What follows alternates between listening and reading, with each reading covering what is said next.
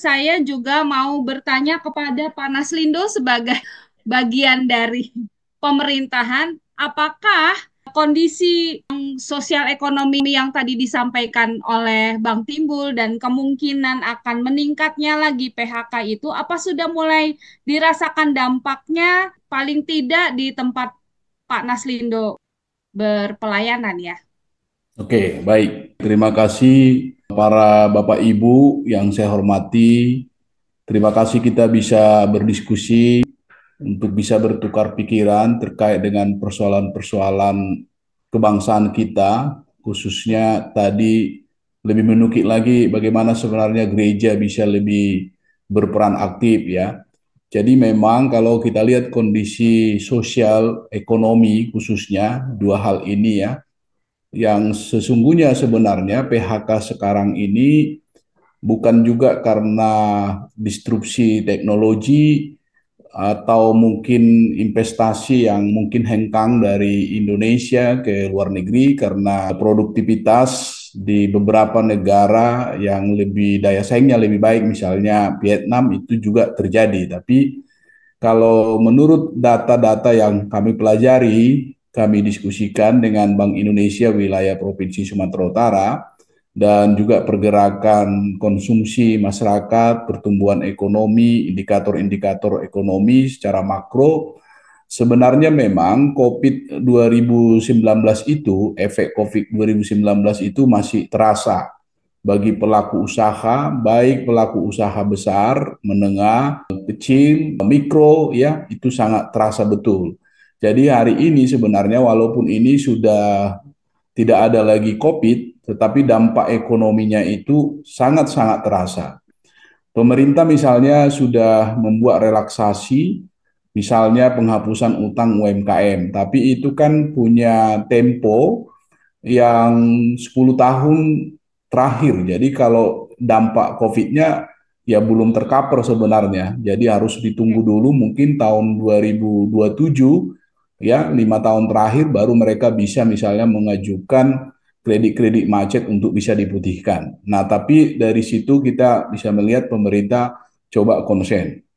Nah, jadi dari mana kita tahu bahwa situasi ekonomi terjadi penurunan? Jadi selain dari pertumbuhan ekonomi yang turun, rata-rata pertumbuhan ekonomi kita itu 5,03%, sekarang ini turun menjadi 4,67. Salah satunya dari daya beli. Nah, kenapa daya beli ini berkurang? Secara umum juga kita tahu ya, kelas menengah di Indonesia juga mengalami penurunan ya. Kalau dulunya kelas menengah itu berkurang misalnya sekitar hampir 10 juta kelas menengah. Kalau data dari Bank Indonesia juga saldo rata-rata tabungan kalau dulunya itu 3,8 juta, itu sekarang coba kita bayangkan kalau saldo rata-rata di bank itu hanya sekitar 1,8 juta. Nah, jadi gelombang PHK sekarang memang terjadi karena beberapa hal yang saya sebutkan tadi. Jadi efek COVID itu masih terasa sampai sekarang pemulihannya, lalu juga disrupsi teknologi juga terjadi, lalu iklim investasi yang tidak kondusif ditambah dengan geopolitik, itulah yang membuat beberapa perusahaan baik di Jawa, di Sumatera juga mengalami penutupan, pengurangan jam kerja, merumahkan sebagian daripada karyawan-karyawannya.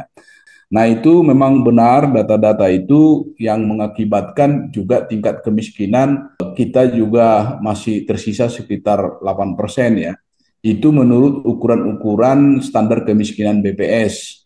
Kalau kita pakai lagi ukuran standar kemiskinan dari Bank Dunia yang mengukur 8 dolar per hari ya, Iya. itu kita bisa sampai 63% katanya orang miskin di Indonesia.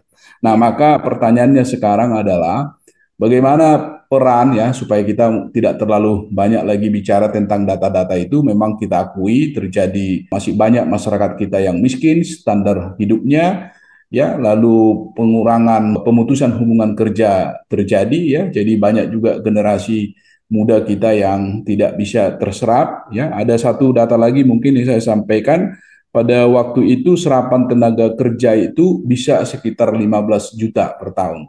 Sekarang itu hanya sekitar 2 juta. Jadi ini memang suatu gap yang sangat besar sekali. Maka pertanyaannya apa kira-kira yang bisa kita lakukan? Nah, sebelum apa bisa kita lakukan, saya melihat memang gereja ya, gereja hari ini mengalami sebuah apakah namanya itu pergeseran nilai atau memang belum terjadi sebuah transformasi sosial ekonomi di dalam gereja. Masih memandang bahwa tugas-tugas yang mengintervensi kemiskinan, mengintervensi bagaimana supaya jemaat warga gereja ini bisa berdaya saing, mendapatkan pekerjaan, berusaha, berwirausaha, itu masih ditekankan kepada pemerintah. Seolah-olah ini semua adalah tugas pemerintah. Jadi pengalaman saya berinteraksi di gereja, ini pengalaman ya Mbak ya, kita cerita Iya, pengalaman gitu. iya. Di gereja-gereja ini otokritik juga karena kita juga bagian dari gereja. Justru gereja masih mengharapkan dari pemerintah banyak hal, misalnya Hmm. pembangunan-pembangunan infrastruktur. Jarang sekali kita mendapatkan proposal dari gereja itu, misalnya bagaimana mengentaskan kemiskinan di wilayahnya, di jemaatnya, bagaimana meningkatkan pendapatan ekonomi warganya. Yang ada adalah proposal-proposal pembangunan gereja secara fisik. Lalu kalau kita pun hadir di gereja, diundang, masih temanya itu adalah bagaimana kita berdonasi dari pemerintah atau dari pribadi kita untuk membangun pembangunan-pembangunan gereja secara fisik. Ya, Itu sebenarnya oke, tapi saya pikir kalau dari dulu sampai sekarang kita masih berkutat di hal-hal seperti itu. Inilah yang menurut saya tadi bagaimana gereja didorong untuk bisa lebih terbuka bahwa ini adalah tugas kita, tugas ya, bersama, bukan hanya tugas pemerintah. Nah, yang ya. kedua, saya juga melihat misalnya di media sosial ya, perdebatan-perdebatan, misalnya ada seorang pimpinan gereja, saya tidak usah sebut namanya, menyinggung misalnya soal isu-isu lingkungan. Tetapi itu oleh netizen yang menurut saya itu juga warga gereja, juga langsung ngejudge gitu ya, mengatakan bahwa kenapa sih pimpinan gereja membicarakan persoalan-persoalan itu, persoalan lingkungan gitu ya kan? Cukup Hmm. aja lah berkhotbah, menyampaikan firman Tuhan, berdoa. Jadi memang masih banyak sebagian warga kita sepertinya memang masih pemikirannya itu bahwa gereja itu dianggap suci, suci dalam pengertian mereka ya, suci dalam pengertian mereka seolah-olah untuk membicarakan hal-hal kehidupan kita ini sehari-hari, baik aspek lingkungan, aspek sosial, aspek politik, aspek ekonomi, itu seolah-olah tidak bisa disentuh oleh imam misalnya, oleh para pimpinan gereja. Dan kita hanya diajak misalnya untuk bisa datang ke gereja, berkumpul di sana, memuji Tuhan, mendengarkan firman Tuhan beberapa menit, lalu setelah itu pulang tanpa ada satu hal-hal yang bisa kita diskusikan tentang persoalan-persoalan yang umum di tengah-tengah jemaat atau di tengah-tengah berbangsa dan bernegara. Yang ketiga yang saya lihat, ini mungkin terakhir statement saya lagi, yang ketiga memang gereja sangat sporadis ya, sangat sporadis, banyak sekali sehingga memang tidak bisa berbuat banyak. Jadi jangankan dia memikirkan persoalan-persoalan kita hari ini, memikirkan untuk operasional gereja atau tadi bangunan fisik gereja pun sudah rumit mereka. Jadi tidak bisa dipungkiri banyaknya gereja-gereja ini ya dan maraknya pembangunan-pembangunan gereja secara masif ya yang menurut saya itu tidak baik. Jadi kalau kita lihat misalnya ada satu gereja ya yang dia punya kepemimpinannya itu sampai ke nasional bahkan juga internasional, mereka konsen ya. Saya nggak usah sebutkan gereja apa, mungkin kita sudah paham maksud saya itu. Mereka sangat konsen untuk masalah-masalah ini. Kita lihat dari pengembangan rumah sakitnya, pengembangan panti asuhannya, juga pendidikannya, termasuk juga vokasi-vokasi.